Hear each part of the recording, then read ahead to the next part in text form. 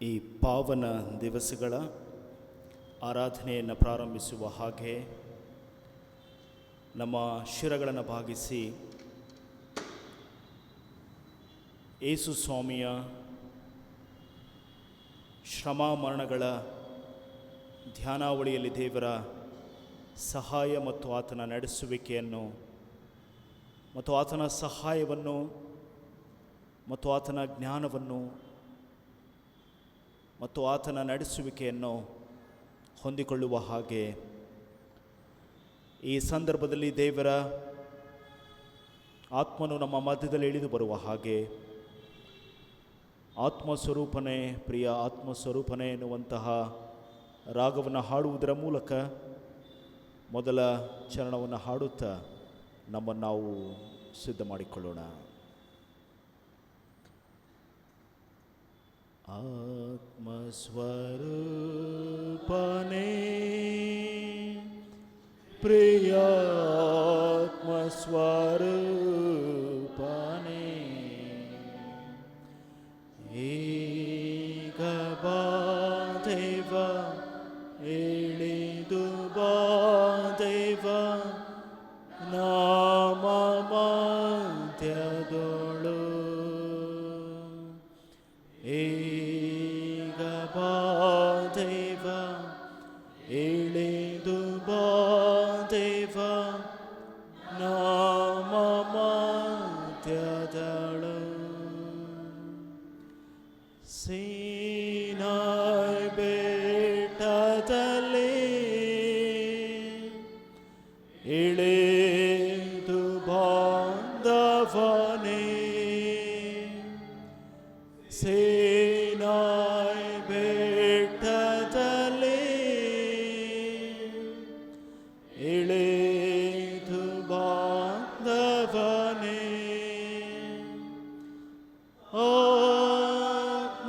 ಆತ್ಮದಾಹವ ತೇರೆ ಸಯ್ಯ ಈ ದಿವ್ಯ ಸಮಯದೊಳು ಹಲ್ಲೆಲೂಯ ಆತ್ಮದಾಹವ ತೇರೆ ಸಯ್ಯ ಈ ದಿವ್ಯ ಸಮಯದೊಳು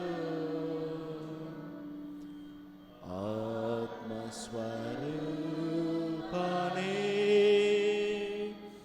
ಪ್ರಿಯ ಆತ್ಮಸ್ವರೂಪನೇ ಈಗ ಬಾ ದೇವ ಇಳಿದು ಬಾ ದೇವ ನಾಮ ಮಧ್ಯದೊಳು. ನಮ್ಮ ರಕ್ಷಕನಾದ ತಂದೆಯಾದಂಥ ದೇವರೇ, ನಿನ್ನ ಆತ್ಮನ ಅಭಿಷೇಕದ ಮೂಲಕ ನಿನ್ನ ಪವಿತ್ರಾತ್ಮನ ಜ್ಞಾನದ ಮೂಲಕ ಈ ಆರಾಧನೆಯನ್ನು ನಿನ್ನ ಆಶೀರ್ವಾದ ಮಾಡು. ಈ ಆರಾಧನೆ ನಿನ್ನ ಹಸ್ತಗಳಿಗೆ ನಾವು ಒಪ್ಪಿಸಿಕೊಡ್ತೇವೆ. ನೀನೇ ಆರಾಧನೆಯ ನಾಯಕನು, ಮಧ್ಯಸ್ಥನೂ ಆಗಿದ್ದು ನಮ್ಮ ನಡೆಸು ಎಂಬುದಾಗಿ ನಮ್ಮ ಇಡೀ ಆರಾಧನೆ ನಿನ್ನ ಹಸ್ತಗಳಿಗೆ ಒಪ್ಪಿಸಿಕೊಡ್ತೇವೆ. ಯೇಸು ಕ್ರಿಸ್ತನ ಮೂಲಕ ದೀನತೆಯಿಂದ ಪ್ರಾರ್ಥಿಸಿ ಬೇಡಿ ಹೊಂದಿದ್ದೇವೆ, ಆಮೆನ್. ನಾವು ಎದ್ದು ನಿಂತು ದೇವರ ಸ್ತೋತ್ರಕ್ಕಾಗಿ ಹಾಡುವ ಸಂಗೀತದಲ್ಲಿ 298ನೆಯ ಸಂಗೀತವನ್ನು ಹಾಡೋಣ. 298ನೆಯ ಸಂಗೀತ.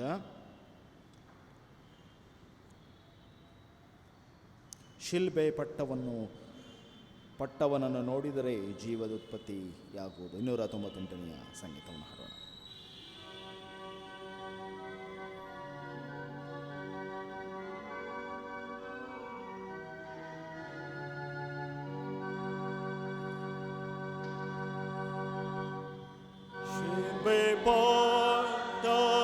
ಪಟ್ಟವನನ್ನು ನೋಡಿದರೆ ಜೀವದೋತ್ಪತ್ತಿಯಾಗುವುದು.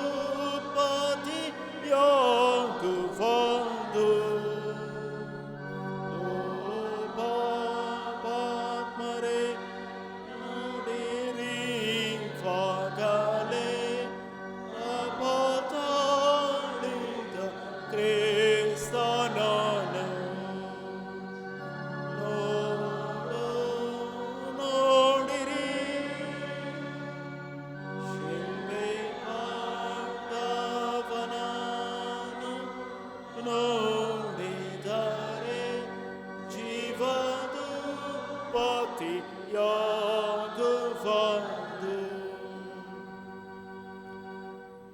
ಯೇಸು ತಾನನ್ನು ಒಪ್ಪಿಸಿಕೊಂಡಾಗ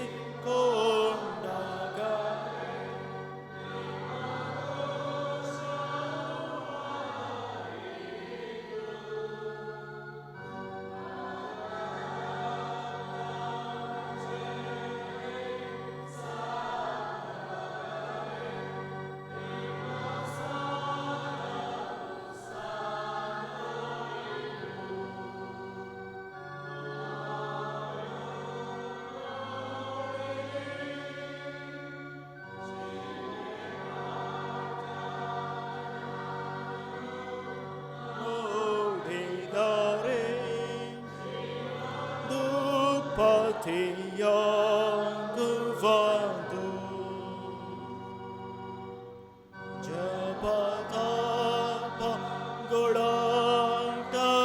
ಜಪತಾಪಗಳಾಟದಿಂದೇನು ಇದೆ ಆತ್ಮರಕ್ಷಣೆ ಹೊಂದಿಸವು.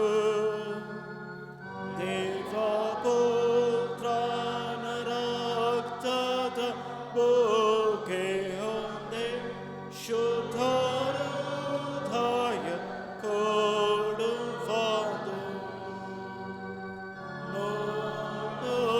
ನೋಡಿರಿ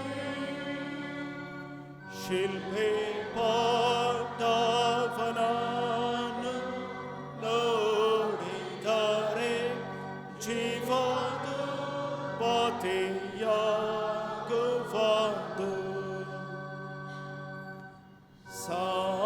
ಸಂದೇಹವು ಏಕೆ ಯೆಹೋವನೇ ಸ್ಥಿರವಾದ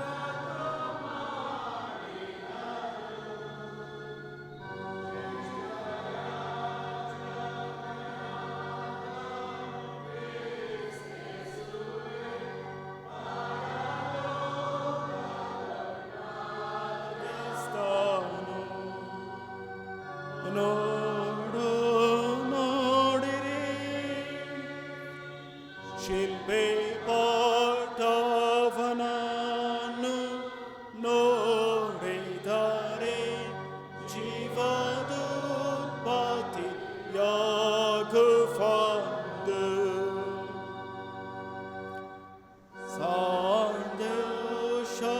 ಸಂತೋಷದಿಂದೀಗ ತಗೊಳ್ಳಿರಿ ನಿತ್ಯ ಜೀವದ ದಾನವನ್ನು. ಅದು ನಿಶ್ಚಯವಾಗಿ ಗ್ರಹಿಸಿರಿ ಸಾವು ನಿಮ್ಮನ್ನು ಕೇಳಿಸದು. ನಂಬಿರಿ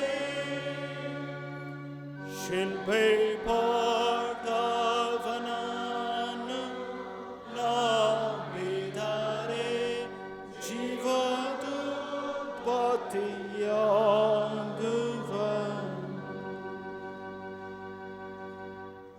ದಯಮಾಡಿ ಸಭೆಯವರು ಕುಳಿತುಕೊಳ್ಳುವಂತೆ ಕೇಳಿಕೊಳ್ಳುತ್ತೇನೆ. ಹಾಗೆ ನಮ್ಮ ಶಿರಗಳನ್ನು ಬಾಗಿಸಿ ಪ್ರಾರ್ಥನಾ ಪೂರ್ವಕವಾಗಿ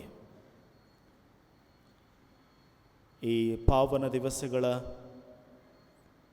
ಈ ಸಮಯದಲ್ಲಿ ದೇವರ ಸನ್ನಿಧಾನಕ್ಕೆ ನಾವು ಮತ್ತೊಂದು ಬಾರಿ ಕುಟುಂಬವಾಗಿ ವೈಯಕ್ತಿಕವಾಗಿ ಕಾಣಿಸಿಕೊಳ್ಳುವಂಥ ಅವಕಾಶ ಕೊಟ್ಟಿದ್ದಾನೆ.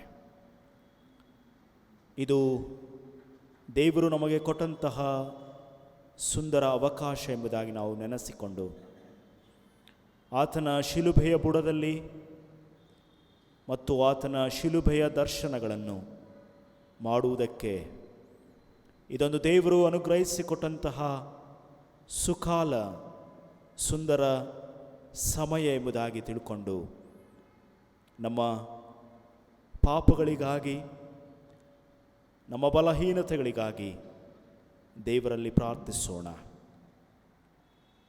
ಕೃಪಾಳು ಕರ್ತನೆ, ನಿನ್ನ ಸನ್ನಿಧಾನಕ್ಕೆ ನಾವು ಮತ್ತೊಂದು ಬಾರಿ ಕಾಣಿಸಿಕೊಳ್ಳುವಂಥ ಅವಕಾಶ ಕೊಟ್ಟಿದೆ. ಈ ಉಪವಾಸ ದಿವಸಗಳಲ್ಲಿ ನಾವು ಆಹಾರವನ್ನು ನಿರಾಕರಿಸಿ ಕರ್ತನೆ ನಿನ್ನನ್ನು ಸ್ವೀಕರಿಸಿ ನಿನ್ನ ಬಳಿಯಲ್ಲಿ ಈ ಸಂಜೆಯಲ್ಲಿ ನಿನ್ನ ವಾಕ್ಯವನ್ನು ಧ್ಯಾನಿಸುವುದಕ್ಕೆ ಬಂದಿದ್ದೇವೆ. ಅಂದು ಮರಿಯಳು ಗುರುವಿನ ಪಾದದಲ್ಲಿ ಕುಳಿತು ದೇವರ ವಾಕ್ಯವನ್ನು ಆಲಿಸಿದ ಹಾಗೆ ನಾವು ಈ ದಿವಸದಲ್ಲಿ ಕರ್ತನೆ ನಿನ್ನ ಕ್ರೂಜೆಯ ಬುಡದಲ್ಲಿ ಕುಳಿತವರಾಗಿ ನಿನ್ನ ದರ್ಶನವನ್ನು ಬಯಸುತ್ತಾ ಇದ್ದೇವೆ. ಇಂತಹ ಸಂದರ್ಭದಲ್ಲಿ ನಮ್ಮ ಬಲಹೀನತೆಗಳಿಗಾಗಿ ನಮ್ಮ ತಪ್ಪು ಅಪರಾಧಗಳಿಗಾಗಿ ನಾವು ನಿನ್ನಲ್ಲಿ ಬೇಡುವಂಥವರಾಗಿದ್ದೇವೆ. ಕರ್ತನೆ, ನಾವು ಕ್ಷಣಿಕವಾದಂತಹ ಸಂತೋಷಗಳಿಗೆ ಬಿದ್ದು ಹೋದವರಾಗಿ ಕ್ಷಣಿಕವಾದಂತಹ ಲೋಕದಲ್ಲಿ ಕೊಡುವಂತಹ ಸಂತೋಷಗಳಿಗೆ ಬಿದ್ದು ಹೋದವರಾಗಿ ಅನೇಕ ಸಂದರ್ಭದಲ್ಲಿ ನೀನು ಕೊಟ್ಟಂತಹ ನಿನ್ನ ವಿಶೇಷವಾದಂತಹ ಆ ದರ್ಶನವನ್ನು ನಾವು ಮರೆತವರಾಗಿ ನಾವು ಬೇರೆಯ ಸ್ಥಿತಿಯಲ್ಲಿದ್ದರೆ ನಮ್ಮನ್ನು ಕ್ಷಮಿಸಿ ಎಂಬುದಾಗಿ ನಾವು ನಿನ್ನಲ್ಲಿ ಪ್ರಾರ್ಥಿಸುವಂಥವರಾಗಿದ್ದೇವೆ. ಕರ್ತನೆ, ನಾವೆಲ್ಲರೂ ಈ ಸಂದರ್ಭದಲ್ಲಿ ನಮ್ಮ ತಪ್ಪು ಅಪರಾಧಗಳನ್ನು ನಿನ್ನಲ್ಲಿ ಅರಿಕೆ ಮಾಡುತ್ತೇವೆ. ವೈಯಕ್ತಿಕವಾಗಿ, ಸಾಮುದಾಯಿಕವಾಗಿ, ಸಭೆಯಾಗಿ, ಕುಟುಂಬವಾಗಿ ನಾವು ಬಿದ್ದು ಹೋಗಿದ್ದರೆ ನಮ್ಮನ್ನು ನೀನು ಕ್ಷಮಿಸು. ನಿನಗೆ ಮನಸ್ಸುಂಟು ಸ್ವಾಮಿ, ನಿನ್ನ ಮನಸ್ಸು ನಮ್ಮನ್ನು ಕರುಣೆಯ ಕಡೆಗೂ ನಿನ್ನ ಮನಸ್ಸು ನಮ್ಮನ್ನು ರಕ್ಷಣೆಯ ಕಡೆಗೂ ಕರೆಯುವಂಥದ್ದಾಗಿದೆ. ನಾವು ಸಂಗೀತದಿಂದ ಬನ್ನಿ ಪಶ್ಚಾತ್ತಾಪದಿಂದ ಸ್ವಾಮಿ ಹತ್ರ ಬರುವ ಆತನಲ್ಲಿ ಕ್ಷಮೆಯುಂಟು ಎನ್ನುವ ಸಂಗೀತದಿಂದ ಹಾಡೋಣ.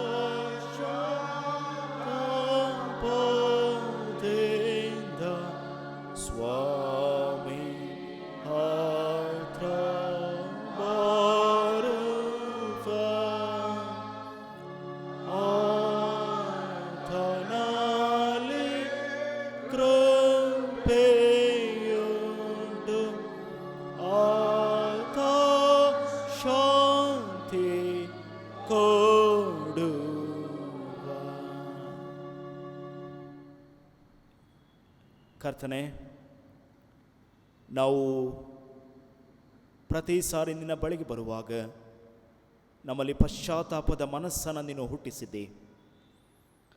ಕಲ್ಲಾದಂತಹ ನಮ್ಮ ಹೃದಯವನ್ನು ತೆಗೆದುಹಾಕಿ ಮೃದುವಾದಂತಹ ಹೃದಯವನ್ನು ಅನುಗ್ರಹಿಸಿಕೊಡು. ಕರ್ತನೆ, ನಮ್ಮೆಲ್ಲರಿಗೆ ಪಾಪದ ವಿಮೋಚನೆಯನ್ನು, ಬಿಡುಗಡೆಯನ್ನು, ಪಾಪದಿಂದ ನಮಗೆ ಹೊಸ ಜೀವಿತಕ್ಕೆ ನಮ್ಮನ್ನು ನಡೆಸು. ನಿನ್ನ ಹಸ್ತಗಳಿಗೆ ನಮ್ಮೆಲ್ಲರನ್ನು ಒಪ್ಪಿಸುತ್ತೇವೆ. ಯೇಸುವಿನ ಮೂಲಕ ದೀನತೆಯಿಂದ ಪ್ರಾರ್ಥಿಸಿ ಬೇಡಿ ಹೊಂದಿದ್ದೇವೆ. ಆಮೆನ್. ನಾವು ಆದಿಕರ್ತ ಕ್ರಿಸ್ತನೇ ಸೀಳಲ್ಪಟ್ಟ ಬಂಡೆ ಎನ್ನುವ ಸಂಗೀತದಿಂದ ಹಾಡೋಣ.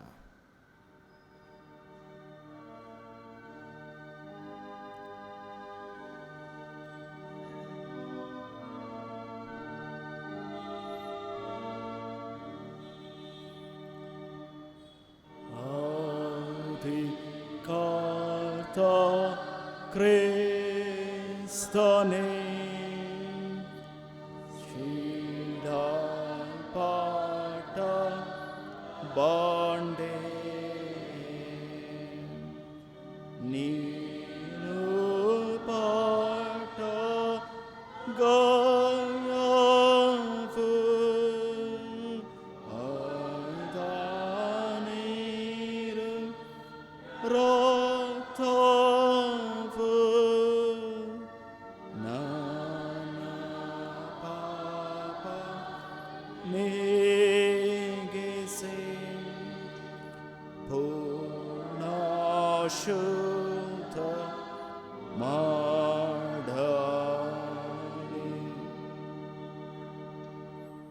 ನಾವೆಲ್ಲರೂ ಎದ್ದು ನಿಂತುಕೊಂಡು ಈ ದಿವಸಕ್ಕೆ ನೇಮಕವಾದಂತಹ ಸುವಾರ್ಥ ವೇದ ಭಾಗವನ್ನು ಕೇಳಿಸಿಕೊಳ್ಳೋಣ.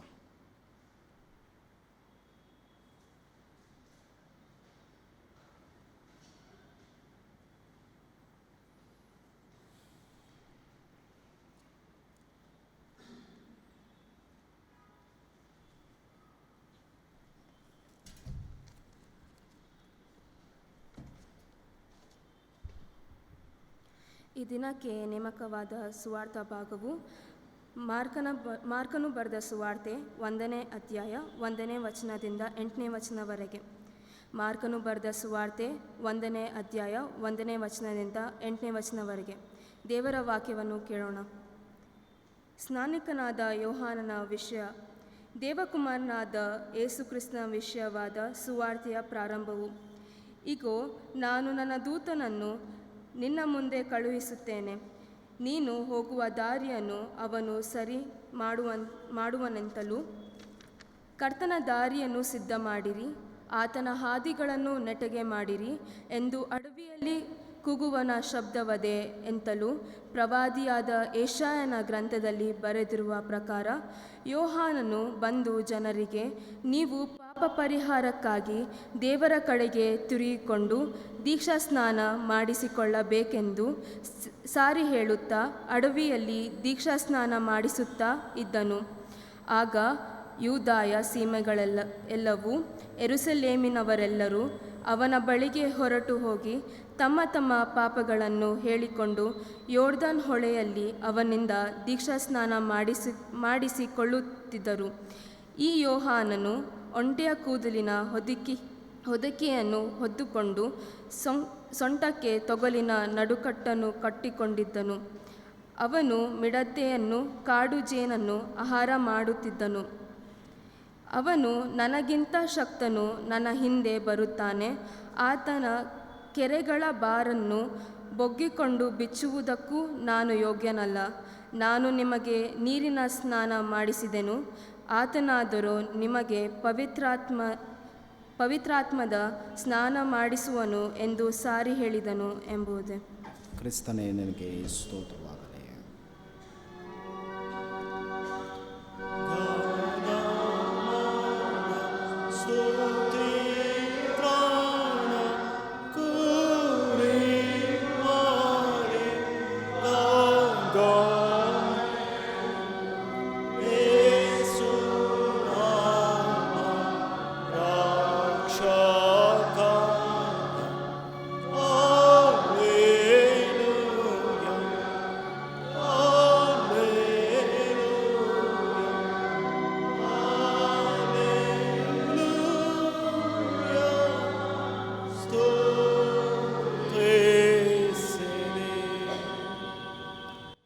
ದಯಮಾಡಿ ಸಭೆಯವರು ಕುಳಿತುಕೊಳ್ಳುವಂತೆ ಕೇಳಿಕೊಳ್ತೇನೆ. ನನ್ನ ಆತ್ಮೀಯ ಸಭೆಯವರೇ, ನಿಮ್ಮೆಲ್ಲರನ್ನು ಯೇಸುಕ್ರಿಸ್ತನ ಪರಿಶುದ್ಧ ನಾಮದಲ್ಲಿ ಈ ಸಂಜೆಯ ಆರಾಧನೆಗೆ ನಿಮ್ಮನ್ನು ಪ್ರೀತಿಯಿಂದ ಸ್ವಾಗತಿಸ್ತೇನೆ.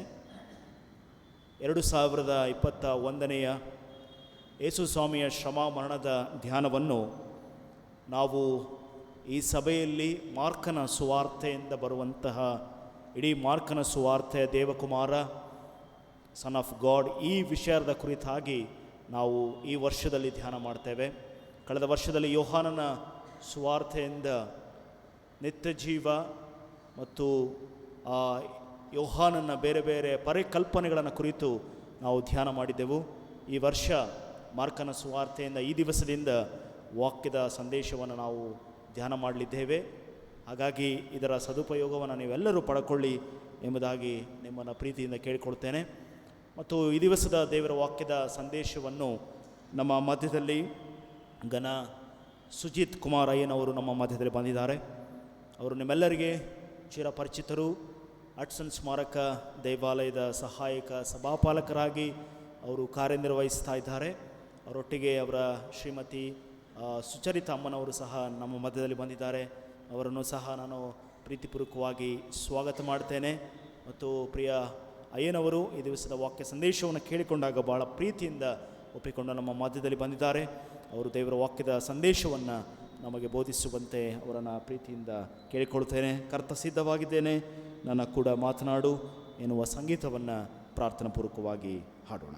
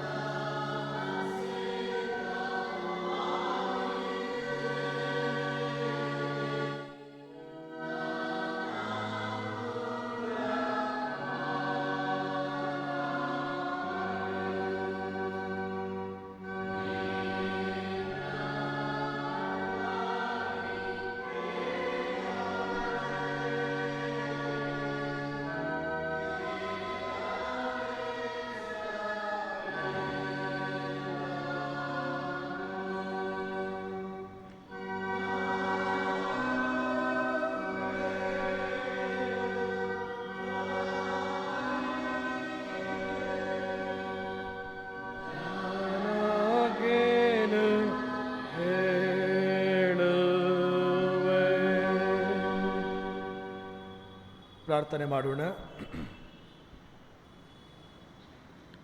ನಮ್ಮ ರಕ್ಷಕನೇ, ನಮ್ಮ ವಿಮೋಚಕನೇ, ದೇವ ಕುಮಾರನೇ,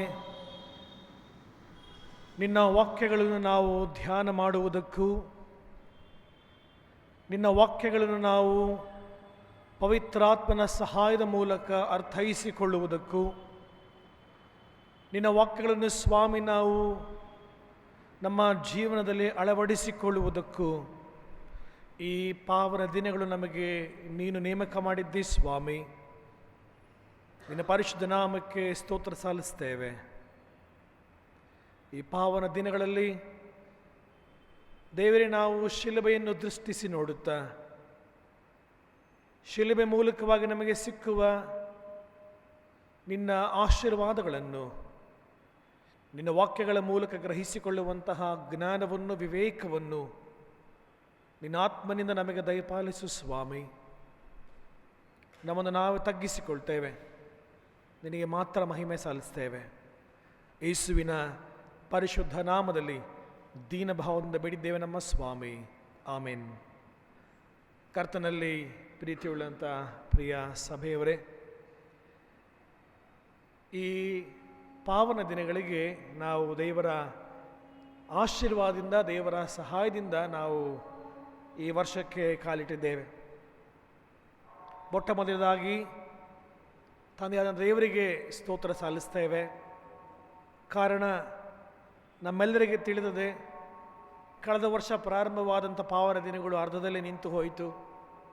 ಆದರೂ ದೇವರು ತನ್ನ ಕೃಪೆ ಮೂಲಕವಾಗಿ ಮತ್ತೊಂದು ಮಾಧ್ಯಮದ ಮೂಲಕ ನಾವು ಈ ಪಾವನ ದಿನಗಳನ್ನು ಮಾಡುವಂಥ ಅವಕಾಶ ಕೊಟ್ಟನು. ಆದರೆ ಈ ವರ್ಷದಲ್ಲಿ ಇಡೀ ನಮ್ಮ ಕನ್ನಡ ಸಭೆಗಳಲ್ಲಿ, ಬೆಂಗಳೂರು ಪಟ್ಟಣದ ಕನ್ನಡ ಸಭೆಗಳಲ್ಲಿ ಶೇಫರ್ ಸ್ಮಾರಕ ದೇವಾಲಯ ಮಾತ್ರ ಅದು 40 ದಿನಗಳ ಒಂದು ಈ ಪಾವನ ದಿನಗಳನ್ನು ನಡೆಸುವಂಥದ್ದು. ಹೀಗಾಗಿ ದೇವರಿಗೆ ನಾನು ಸ್ತೋತ್ರ ಸಲ್ಲಿಸ್ತೇನೆ. ಮತ್ತು ಇದನ್ನು ನಡೆಸುವಲ್ಲಿ ದೇವರಾತ್ಮನು ಈ ಸಭೆಯನ್ನು, ಸಭಾಪಾಲನಾ ಸಮಿತಿಯನ್ನು ಮತ್ತು ವಿಶೇಷವಾಗಿ ನನ್ನ ಜೊತೆ ಸೇವಕರಾದಂಥ ಘನ ಪ್ರವೀಣ್ ಅಯ್ಯನವರನ್ನು ಪ್ರೇರೇಪಿಸಿದ್ದಕ್ಕಾಗಿ ನಾನು ದೇವರಿಗೆ ಸ್ತೋತ್ರ ಸಲ್ಲಿಸ್ತೇನೆ. ಮತ್ತು ಪ್ರೀತಿಯುಳ್ಳ ಅಯ್ಯನವರಿಗೆ ನನ್ನ ಆತ್ಮೀಯ ವಂದನೆಗಳನ್ನು ಸಲ್ಲಿಸ್ತೇನೆ. ಕಳೆದ ವರ್ಷದಲ್ಲಿ ಅಯ್ಯನವರು ಹೇಳಿದ ಹಾಗೆ ಯೋಹಾನನ ಸುವಾರ್ತೆಯ ಬಗ್ಗೆ 40 ದಿನಗಳ ಧ್ಯಾನದಲ್ಲಿ ನೀವು ಈ ಧ್ಯಾನ ಸಮಯವನ್ನು ನಡೆಸಿಕೊಂಡು ಬಂದಿರಿ. ಆದರೆ ಈ ವರ್ಷದಲ್ಲಿ ಮಾರ್ಕನು ಆ ಸುವಾರ್ತೆಯಲ್ಲಿ ಬರೆಯುವಂತಹ ವಿಚಾರಗಳನ್ನು ಆಲೋಚನೆ, ಮನನ, ಧ್ಯಾನ ಮತ್ತು ಅಧ್ಯಯನ ಮಾಡುವುದಕ್ಕಾಗಿ ನಾವು ಸೇರಿ ಬಂದಿದ್ದೇವೆ. It's a very bold step. ಸಾಮಾನ್ಯವಾಗಿ ಈ 40 ದಿನಗಳು ಅಥವಾ ಪಾವನ ದಿನಗಳಲ್ಲಿ ನಾವು ನಮ್ಮ ಕೇಂದ್ರ ಆ ಒಂದು ಚಿಂತನೆ ಕೇವಲ ಶಿಲುಬೆ ಅಥವಾ ಶಿಲುಬೆ ಸಂಕೇತಗಳು ಅಥವಾ ಯೇಸು ಸ್ವಾಮಿ ಶ್ರಮೆ ಎಂಬುದಾಗಿ. ಆದರೆ ಐ ನೀಡ್ ಟು ಥ್ಯಾಂಕ್ ಪ್ರವೀಣಯ್ಯ. ಯಾಕಂತ ಹೇಳಿದ್ರೆ ಅಧ್ಯಯನಕ್ಕೂ ಪ್ರಸಂಗಗಳಿಗೂ ವ್ಯತ್ಯಾಸ ಇದೆ. ಇಲ್ಲಿ ಈ ನಿಮ್ಮ ಶೇಫರ್ ಸ್ಮಾರಕ ದೇವಾಲಯದ ಈ ಪ್ರತಿಯೊಂದು ಈ ವಿಚಾರಗಳನ್ನು ಮಾರ್ಕನ ಸುವಾರ್ತೆಯ ಬಗ್ಗೆ ನಾವು ಗಮನಿಸುವಾಗ ಇದು ದೇವರ ವಾಕ್ಯದ ಪ್ರಸಂಗದ ಜೊತೆಗೆ ಅಧ್ಯಯನವೂ ಕೂಡ. ಇಲ್ಲಿ ಬರುವಂಥ ಎಲ್ಲ ಪ್ರಸಂಗಿಗಳು ಉತ್ತಮವಾದಂತಹ ರೀತಿಯಲ್ಲಿ ದೈವ ಪ್ರೇರಿತರಾಗಿ ದೈವಶಾಸ್ತ್ರ ಜ್ಞಾನದ ಆ ಒಂದು ಪ್ರಭಾವತ್ವವನ್ನು ಪ್ರಕಟಪಡಿಸುವಂಥದ್ದು ಜೊತೆಗೆ ಪ್ರಸಂಗವನ್ನು ಮಾಡುವಂಥದ್ದು. ಹೀಗಾಗಿ ಇದೊಂದು ದೇವರ ರಾಜ್ಯದ ಕಟ್ಟುವಿಕೆಯಲ್ಲಿ ಒಂದು ಸಾಧನೆ. ಇದು ದೇವರ ರಾಜ್ಯದ ಕಟ್ಟುವಿಕೆಯಲ್ಲಿ ಒಂದು ಸಾಧನೆ.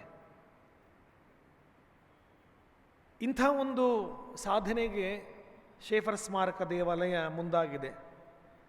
ದೇವರಿಗೆ ಸ್ತೋತ್ರ ಸಲ್ಲಿಸ್ತೇವೆ. ಈ ಮಾರ್ಕನ ಸುವಾರ್ತೆ ಅಯ್ಯನವರು ಈ ಒಂದು ನಿಮ್ಮ ಪುಸ್ತಕದಲ್ಲಿ ಅಥವಾ ಕೈಪಿಡಿಯಲ್ಲಿ ಕಾರ್ಯಕ್ರಮಗಳ ಒಂದು ಪ್ರಸ್ತಾಪವನ್ನು ವಿವರವಾಗಿ ಬರೆದಿದ್ದಾರೆ. ಇದರಲ್ಲಿ ತಿಳಿಸಿರುವಂತಹ ಒಂದು ಸತ್ಯಾಂಶ ಏನಂತ ಹೇಳಿದ್ರೆ, ಮಾರ್ಕನು ತಾನು ಹೇಳುವಂತಹ, ತಾನು ಪ್ರಕಟ ಮಾಡಿದಂತಹ ಯೇಸು ಸ್ವಾಮಿಯ ಬಗ್ಗೆ ಹೇಗೆ ಪ್ರಕಟ ಮಾಡ್ತಾನೆ ಸ್ವಾಮಿಯನ್ನು, ದೇವಕುಮಾರನು ಎಂಬುದಾಗಿ, ಸನ್ ಆಫ್ ಗಾಡ್. ಈ ದೇವಕುಮಾರನ ಬಗ್ಗೆ ಮಾರ್ಕನಿಗೆ ಎಷ್ಟು ಮಟ್ಟಿಗೆ ಗೊತ್ತಿತ್ತು, ಮಾರ್ಕನು ಯಾರು, ಮಾರ್ಕನ ಜೀವನ ಶೈಲಿ ಎಂಥದ್ದು, ಅಥವಾ ಮಾರ್ಕನು ಯೇಸುಸ್ವಾಮಿಯೊಂದಿಗೆ ಇದ್ದನ, ಮಾರ್ಕನ ಜೀವನದಲ್ಲಿ ಯೇಸುಸ್ವಾಮಿ ಒಡನಾಟ ಇತ್ತ, ಮಾರ್ಕನು ಯೇಸುಸ್ವಾಮಿಯೊಂದಿಗೆ ಎಲ್ಲಾದರೂ ಮಾತಾಡಿದಂಥ ಒಂದು ಅವಕಾಶ ಇತ್ತ ಎಂಬುದಾಗಿ ನಮಗೆ ಪ್ರಶ್ನೆಗಳು ಬರ್ತವೆ. ಹೇಗೆ ಇದ್ದರೂ ಕೂಡ ನಾವು ಆ ಚರಿತ್ರೆಯನ್ನು ಧ್ಯಾನ ಮಾಡುವುದಕ್ಕಾಗಿಯೇ ಈ 40 ದಿನಗಳನ್ನು ನಾವು ಈ ಕಳೀತೇವೆ. ನಾವು ಒಂದು ತಿಳಿಬೇಕು, ನಾವು ದೇವರ ವಾಕ್ಯವನ್ನು ಈ ಇವ್ಯಾಂಜಲಿಕಲ್ ಅಥವಾ ಒಂದು ಸರಳವಾದ ರೀತಿಯಲ್ಲಿ ಆಧ್ಯಾತ್ಮಿಕವಾಗಿ ನಾವು ಧ್ಯಾನಿಸುವುದು ಸುಲಭ. ಇವ್ಯಾಂಜಲಿಕಲ್ ಪರ್ಸ್ಪೆಕ್ಟಿವ್ ಎಂಬುದಾಗಿ ಹೇಳ್ತೇವೆ, ಆಧ್ಯಾತ್ಮಿಕ ದೃಷ್ಟಿಕೋನ. ಆದರೆ ಥಿಯೋಲಾಜಿಕಲ್ ಪರ್ಸ್ಪೆಕ್ಟಿವ್ ಅಥವಾ ದೈವಶಾಸ್ತ್ರಜ್ಞಾನದ ಒಂದು ದೃಷ್ಟಿಕೋನ ಮತ್ತು ಹಿಸ್ಟಾರಿಕಲ್ ಪರ್ಸ್ಪೆಕ್ಟಿವ್ ಅಥವಾ ಚಾರಿತ್ರಿಕವಾದಂತಹ ದೃಷ್ಟಿಕೋನ ಮತ್ತು ಸೋಷಿಯಲಾಜಿಕಲ್ ಪರ್ಸ್ಪೆಕ್ಟಿವ್ ಸಾಮಾಜಿಕವಾದಂತಹ ದೃಷ್ಟಿಕೋನದಿಂದಲೂ ಕೂಡ ದೇವರ ವಾಕ್ಯವನ್ನು ಧ್ಯಾನ ಮಾಡಬಹುದು ಎನ್ನುವುದಕ್ಕಾಗಿ ಈ ಒಂದು ದೊಡ್ಡ ಸವಾಲು ಪಂಥಾಪನವನ್ನು ಐನವರು ನಮ್ಮ ಮುಂದೆ ಇಟ್ಟಿದ್ದಾರೆ. So it is a process of learning. ಇಲ್ಲಿರುವಂಥ ಅನೇಕ ದೈವ ಭಕ್ತರು ನ್ಯೂ ಟೆಸ್ಟ್ಮೆಂಟ್ ಸ್ಕಾಲರ್ಸ್ ಬರುವಂಥವರಾಗಿದ್ದಾರೆ. ಮುಂದಿನ ದಿನಗಳಲ್ಲಿ ಸತ್ಯವೇದದಲ್ಲಿ ಹೊಸ ಒಡಂಬಡಿಕೆಯ ಬಗ್ಗೆ ಅಧ್ಯಯನ ಮಾಡಿದಂಥ ಅನೇಕರು ಬರ್ತಾರೆ. ಸಂಕ್ಷಿಪ್ತವಾಗಿ ಮಾರ್ಕನ ಬಗ್ಗೆ ಹೇಳುವುದಾದರೆ, ನಮಗೆ ಗೊತ್ತದೆ ಮಾರ್ಕನು ಜಾನ್ ಮಾರ್ಕ್ ಎಂಬುದಾಗಿ ಕರೆಯಲ್ಪಡುವಂಥ ವ್ಯಕ್ತಿ. ಯೋಹಾನನು ಎನ್ನಿಸಿಕೊಳ್ಳುವಂಥ ಮಾರ್ಕನು ಎಂಬುದಾಗಿ ಬರೆಯಲ್ಪಡ್ತದೆ ಸತ್ಯವೇದದಲ್ಲಿ. ಆತನ ಸಭಾ ಚರಿತ್ರೆಯಲ್ಲಿ ಆತನ ಬಗ್ಗೆ ಇದೆ. ಅಪೊಸ್ತಲ ಕೃತ್ಯಗಳಲ್ಲಿ ಆತನು ಮರಿಯಳ ಮಗನು ಎಂಬುದಾಗಿ, ಅನೇಕ ಮರಿಯಳಿದ್ದರು, ಕೇವಲ ಯೇಸುಸ್ವಾಮಿ ತಾಯಿ ಮಾತ್ರ ಮರಿಯಳಾಗಿರಲಿಲ್ಲ, ಅನೇಕರು ಮರಿಯಳು ಎನ್ನುವಂಥ ಅನೇಕ ಸ್ತ್ರೀಯರಿದ್ದರು. ಅಪೊಸ್ತಲ ಕೃತ್ಯ 12ನೇ ಅಧ್ಯಾಯದ 12ನೇ ವಚನದಲ್ಲಿ ಅದು ಬರೆಯಲ್ಪಡ್ತದೆ.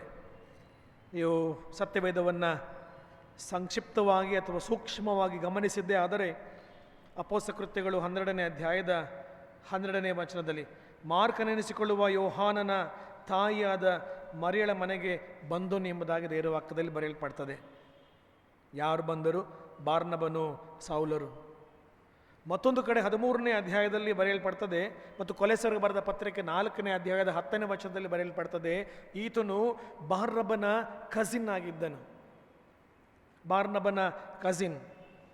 ಮತ್ತು ಪೌಲನು ಮತ್ತು ಬಾರ್ನಬರು ಇಬ್ಬರೂ ಕೂಡ ಆ ಮೊದಲ ಮಿಷನರಿ ಜರ್ನಿಯಲ್ಲಿ ನಾನಾ ಊರುಗಳಿಗೆ ಹೋಗುವಂಥ ಅವಕಾಶ ಸಿಕ್ಕಿದಾಗ ಜೊತೆಗೆ ಹೋದಂತಹ ವ್ಯಕ್ತಿ ಮಾರ್ಕನು ಕೂಡ. ಹೀಗಾಗಿ ಈ ಮಾರ್ಕನ ಬಗ್ಗೆ ವಿಚಾರಗಳನ್ನು ಗಮನಿಸುವಾಗ ಅಪೊಸ್ತಲ ಕೃತ್ಯದಲ್ಲಿ, ಕೊಲೆಸವರದ ಪತ್ರಿಕೆಯಲ್ಲಿ ಮತ್ತು ತಿಮೋಥೆನಿಗೆ 2ನೇ ಪತ್ರಿಕೆ ಪೌಲನು ಬರೆಯುವಾಗ 4ನೇ ಅಧ್ಯಾಯದ 11ನೇ ವಚನದಲ್ಲಿಯೂ ಕೂಡ ಪೌಲನು ಈ ಮಾರ್ಕನ ಬಗ್ಗೆ ವಿವರವಾಗಿ ಹೇಳ್ತಾನೆ. ಹೀಗಾಗಿ ಈ ಮಾರ್ಕನು ನಿಜವಾಗ್ಲೂ ಯೇಸು ಸ್ವಾಮಿ ಜೊತೆಗೆ ಇದ್ದಾನ ಎನ್ನುವಂಥ ಒಂದು ಸಂದೇಹ ಬರ್ತದೆ. ಸ್ಪೆಕ್ಯುಲೇಷನ್ ಅಂತ ಹೇಳಿದ್ರೆ ಹಿಸ್ಟ್ರಿಯಲ್ಲಿ, ಚರಿತ್ರೆಯಲ್ಲಿ 2 ಉದಾಹರಣೆಗಳನ್ನು ನಾವು ಗಮನಿಸ್ತೇವೆ. ಮಾರ್ಕನ ಸುವಾರ್ತೆಯಲ್ಲಿ ಮಾರ್ಕನು ಒಂದು ವೇಳೆ ಯೇಸು ಸ್ವಾಮಿ ಜೊತೆಗೆ ಇದ್ದಾನೆ ಎಂಬುದಾಗಿ ಬರುವಾಗ, ಇಲ್ಲಿ ಈ ಸ್ಕಾಲರ್ಸ್, ನ್ಯೂ ಟೆಸ್ಟಮೆಂಟ್ ಸ್ಕಾಲರ್ಸ್ ಹೇಳುವಂಥದ್ದು ಮಾರ್ಕನ ಸುವಾರ್ತೆ 10ನೇ ಅಧ್ಯಾಯದ 17ನೇ ವಚನದಿಂದ 22 ವಚನದಲ್ಲಿ, ಮತ್ತು ಮಾರ್ಕನ ಸುವಾರ್ತೆ 14ನೇ ಅಧ್ಯಾಯದ 51ನೇ ವಚನ 52ನೇ ವಚನ ಹೇಳುತ್ತೆ ಪ್ರಾಬಬಲಿ ಇಟ್ ವಾಸ್ ಮಾರ್ಕ್ ಎಂಬುದಾಗಿ ಹೇಳ್ತಾರೆ. ಅಲ್ಲಿ ಒಬ್ಬ ಯವನಸ್ಥನು ಬಂದು ಯೇಸು ಸ್ವಾಮಿ ಬಗ್ಗೆ ಯೇಸು ಸ್ವಾಮಿ ಹತ್ರ ಕೇಳುವಂಥದ್ದು, ನಿತ್ಯ ಜೀವ ಪಡೆಯಬೇಕಾದ್ರೆ ಏನು ಮಾಡಬೇಕೆಂಬುದಾಗಿ. ಆ ಯವನಸ್ಥನೇ ಮಾರ್ಕನಿರಬಹುದು ಎಂಬುದಾಗಿ ಊಹೆಯನ್ನು ಮಾಡುವಂಥದ್ದು. ಆದರೆ ಅದು ನಿರ್ದಿಷ್ಟವಾದಂತಹ ಉತ್ತರ ಇಲ್ಲ. ಮತ್ತು 14ನೇ ಅಧ್ಯಾಯದ ಮಾರ್ಕನ ಸುವಾರ್ತೆ 51ನೇ ವಚನ 52ನೇ ವಚನಕ್ಕೆ ಬರುವಾಗ ಅಲ್ಲಿಯೂ ಕೂಡ ಒಂದು ಮಾತು ಬರೆಯಲ್ಪಡ್ತದೆ. ಒಬ್ಬನೊಬ್ಬ ಯವನಸ್ಥನು ಬರೀ ಮೈ ಮೇಲೆ ನಾರುಮಡಿಯನ್ನು ಹೊದ್ದವನಾಗಿ ಆತನ ಹಿಂದೆ ಜನರ ಕೂಡ ಬರುತ್ತಿದ್ದನು. ಅವರು ಅವನನ್ನು ಹಿಡಿಯಲಾಗಿ ಅವನು ಆ ನಾರುಮಡಿಯನ್ನು ಬಿಟ್ಟು ಬರೀ ಮೈಲಿ ಓಡಿ ಹೋದನು. ಪ್ರಾಬಬಲಿ ಇಟ್ ವಾಸ್ ಮಾರ್ಕ್ ಎಂಬುದಾಗಿ ಚರಿತ್ರೆ ಕೂಡ ಹೇಳ್ತದೆ. ವಿ ಡೋಂಟ್ ನೋ ಎಕ್ಸಾಕ್ಟ್ಲಿ, ಹೆಸರು ಬರೆಯಲ್ಪಟ್ಟಿಲ್ಲ. ಮತ್ತಾಯನಾಗಲಿ ಅಥವಾ ಲೂಕನಾಗಲಿ ಅಥವಾ ಯೋಹಾನನಾಗಲಿ ಇದರ ಕುರಿತಾಗಿ ಎಲ್ಲೂ ಕೂಡ ಅವರು ಹೇಳಲಿಲ್ಲ. ಆದರೆ ಮಾರ್ಕನು ಇದ್ದದ್ದು ಯೇಸು ಸ್ವಾಮಿಯ ಸಮಯದಲ್ಲಿಯೇ. ಆದರೆ ಮಾರ್ಕನು ತನ್ನ ಸುವಾರ್ತೆಯನ್ನು ಆ ಯೇಸು ಸ್ವಾಮಿ ವಿಚಾರವಾಗಿ ಬರೆಯುವಾಗ ಬರೆದಂಥದ್ದು ಸುಮಾರು 65ನೇ ಇಸ್ವಿಯಲ್ಲಿ. ಏಕೆಂದರೆ ಕ್ರೈಸ್ತರಿಗೆ ಹಿಂಸೆ ಆಗುವಾಗ, ಪರ್ಸಿಕ್ಯೂಷನ್ ಆಗುವಾಗ, ನೀರೋ ಆ ಒಬ್ಬ ರಾಜನ ಸಮಯದಲ್ಲಿ ಈ ಮಾರ್ಕನು ಸುವಾರ್ತೆಯನ್ನು ಬರೀತಾನೆ. ಮಾರ್ಕನು ಈ ಸುವಾರ್ತೆಯನ್ನು ಬರೆಯುವ ಸಂದರ್ಭದಲ್ಲಿ ಆತನಿಗಿದ್ದಂಥ ದೃಷ್ಟಿಕೋನ ಯಹೂದ್ಯರಲ್ಲದಂಥ ಜನರನ್ನು, ಅನ್ಯ ಜನರಿಗೋಸ್ಕರವಾಗಿ ಬರೆದಂಥ ಒಂದು ಪತ್ರಿಕೆ ಅಥವಾ ಒಂದು ಸುವಾರ್ತೆ ಇದು. ಆತನೊಬ್ಬ ಯಹೂದ್ಯನಾಗಿ ತನ್ನ ಯಹೂದತನದ ಆ ಒಂದು ದೃಷ್ಟಿಕೋನದಿಂದ ಅನ್ಯ ಜನರನ್ನು ಉದ್ದೇಶಿಸಿ ಬರೆದಂಥದ್ದು. ಅನ್ಯ ಜನರು ಕೂಡ ಯೇಸು ಸ್ವಾಮಿ ಯಾರು, ದೇವರ ಕುಮಾರನು ಎಂಬುದಾಗಿ ಸ್ಪಷ್ಟವಾಗಿ ಪ್ರಕಟ ಮಾಡುವುದಕ್ಕಾಗಿಯೇ ಮಾರ್ಕನು ಪ್ರಥಮವಾಗಿ ತನ್ನ ಸುವಾರ್ತೆಯ ಪ್ರಾರಂಭದಲ್ಲಿಯೇ ಆತನು ಯೇಸುವಿನ ಸಾರ್ವಭೌಮತ್ವವನ್ನು ಪ್ರಕಟ ಮಾಡ್ತಾನೆ, ಈತನು ದೇವಕುಮಾರನು ಎಂಬುದಾಗಿ. ವಿತೌಟ್ ಎನಿ ಯಾವುದೇ ಕನ್ಫ್ಯೂಷನ್ ಇಲ್ಲ, ಯಾವುದೇ ರೀತಿಯಾದಂತಹ ಎರಡನೆಯ ಒಂದು ಆಲೋಚನೆಗೆ ಅವಕಾಶ ಮಾಡಿಕೊಡದೆ ಮಾರ್ಕನು ಬರೆಯುವಂತಹ ರೀತಿ ಏನಂದರೆ ದೇವಕುಮಾರನಾದ ಯೇಸು ಕ್ರಿಸ್ತನ ವಿಷಯವಾದ ಸುವಾರ್ತೆಯ ಪ್ರಾರಂಭ ಎಂಬುದಾಗಿ ಬರೀತಾನೆ. ದಟ್ ಮೀನ್ಸ್ ಟು ಸೇ, ಯೇಸುವಿನ ಆ ಒಂದು ದೈವತ್ವವನ್ನು, ಸಾವರ್ನಿಟಿ ಆಫ್ ಜೀಸಸ್ ಕ್ರೈಸ್ಟ್ ಅಥವಾ ಡೈಟಿ ಎಂಬುದಾಗಿ ಹೇಳ್ತೇವೆ ನಾವು, ಸಾರ್ವಭೌಮತ್ವವನ್ನು ಅಥವಾ ಕ್ರಿಸ್ತನ ಪ್ರಭುತ್ವವನ್ನು, ಕ್ರಿಸ್ತನ ದೈವತ್ವವನ್ನು, ಆತನು ದೇವಕುಮಾರನೇ ಹೊರತಾಗಿ ಬೇರೆ ಯಾರೂ ಅಲ್ಲ. ಆತನು ಮನುಷ್ಯರ ಮೂಲಕವಾಗಿ ಬಂದರೂ ಕೂಡ, ಮನುಷ್ಯನಲ್ಲಿ ಹುಟ್ಟಿ ಬಂದರೂ ಕೂಡ, ನರನ ರೂಪ ತಾಳಿದರೂ ಕೂಡ ಆತನಿಗೆ ಮೊದಲ ಆದ್ಯತೆ ಇದ್ದದ್ದು ಆತನು ದೇವಕುಮಾರನು ಎಂಬುದಾಗಿ. ಹೀಗಾಗಿ ಮಾರ್ಕನು ನೇರವಾಗಿ ದೇವರ ಆ ಒಂದು ಶಕ್ತಿಯನ್ನು ಇಲ್ಲಿ ಪ್ರಕಟ ಮಾಡ್ತಾನೆ. ವಿಭಿನ್ನವಾಗಿ ಬರೆಯಲ್ಪಟ್ಟಿದ್ದ ಚರಿತ್ರೆಯಲ್ಲಿ ನಾವು ಪರಿಗಣಿಸುವಂತಹ ಒಂದು ಸತ್ಯಾಂಶ ಏನೆಂದರೆ, ಮತ್ತಾಯನ ಸುವಾರ್ತೆಗಿಂತ, ಲೂಕನ ಸುವಾರ್ತೆಗಿಂತ, ಯೋಹಾನ ಸುವಾರ್ತೆಗಿಂತ ಮೊದಲು ಬರೆದಂಥ ಸುವಾರ್ತೆ ಮಾರ್ಕನ ಸುವಾರ್ತೆ. It is so authentic. ಇದು ಅಥೆಂಟಿಕ್ ಆಗಿ ಹೇಳುವಂಥದ್ದು. ಹೀಗಾಗಿ ಈ ಮಾರ್ಕನ ಸುವಾರ್ತೆಯ 1ನೇ ಅಧ್ಯಾಯದ 1ನೇ ವಚನದಿಂದ 8 ವಚನದವರೆಗೆ ನೋಡುವಾಗ ಇಲ್ಲಿ ಬರುವಂತಹ ವಿಚಾರಗಳು ಅಥವಾ ಇಲ್ಲಿ ಬರುವಂಥ ಕ್ಯಾರೆಕ್ಟರ್ಸ್ ಅಥವಾ ವ್ಯಕ್ತಿತ್ವಗಳನ್ನು ಗಮನಿಸುವುದಾದರೆ, ಇಲ್ಲಿ ಮಾರ್ಕ ಏನು ಮಾಡ್ತಾನೆ, ಟು ಸಪೋರ್ಟ್ ಹಿಮ್ಸೆಲ್ಫ್, ಈ ಹೇಳಿದಂತಹ ಈ ಯೇಸುವಿನ ದೇವಕುಮಾರತನವನ್ನು ಆತನು ಸಪೋರ್ಟ್ ಮಾಡಿಕೊಳ್ಳೋದಕ್ಕಾಗಿ ಹೇಳುವಂಥ ಮಾತೇನೆಂದರೆ ಏಷಾಯನ ಉಪಯೋಗಿಸ್ಕೊಳ್ತಾನೆ. ಏಷಾಯನು ಮತ್ತು ಯೋಹಾನನು. ಏಷಾಯನ ಪ್ರವಾದನೆ ಗ್ರಂಥದಲ್ಲಿ ಬರೆದಂತಹ ಮಾತನ್ನು ಇಲ್ಲಿ ಯೋಹಾನನು ಹೇಗೆ ಅದನ್ನು ಬಳಸಿಕೊಂಡನು ಎನ್ನುವಂತಹ ಉದ್ದೇಶವನ್ನು, ಏಷಾಯನ ಆ ಒಂದು ಪ್ರವಾದನೆ ಗ್ರಂಥದ ಮಾತುಗಳನ್ನು ಮಾರ್ಕನು ಬರೀತಾನೆ. ಕರ್ತನ ದಾರಿಯನ್ನು ನೀವು ಸಿದ್ಧ ಮಾಡಿರಿ, ಅಥವಾ ದೇವದೂತನ ಆ ಮಾತು ಹೇಳುವುದನ್ನು ಕೇಳಿಸಿಕೊಳ್ಳ್ರಿ, ದಾರಿಯನ್ನು ಅಲ್ಲಿ ಸರಿ ಮಾಡುವನೆಂತಲೂ ಕರ್ತನ ದಾರಿಯನ್ನು ಸಿದ್ಧ ಮಾಡಿರಿ, ಆತನ ಹಾದಿಗಳನ್ನು ನೆಟ್ಟಿಗೆ ಮಾಡಿರಿ ಎಂದು ಅಡವಿಯಲ್ಲಿ ಕೂಗುವವನ ಶಬ್ದವದೆ ಎಂತಲೂ ಪ್ರವಾದಿಯಾದ ಏಷಾಯನ ಗ್ರಂಥದಲ್ಲಿ ಬರೆದಿರೋ ಪ್ರಕಾರ ಎಂಬುದಾಗಿ ಮಾರ್ಕನು ಇಲ್ಲಿ ಹೇಳುವುದನ್ನು ಗಮನಿಸ್ತೇವೆ.